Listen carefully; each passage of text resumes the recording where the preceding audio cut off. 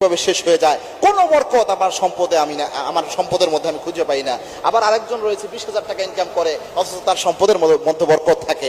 বরকত কিন্তু আল্লাহর দেওয়া দান। আল্লাহ কোনো ব্যক্তির উপর অসন্তুষ্ট থাকলে কোনো কাজের কারণে, তখন আল্লাহ তার ওখান থেকে বরকত উঠায় না। এই জন্য বরকত আল্লাহর কাছে চেয়ে নিতে হয়, আল্লাহর কাছে হালাল রিজিক চাইতে হয়, এমন রিজিক চাইতে হয় যে রিজিকের মধ্যে বরকত রয়েছে।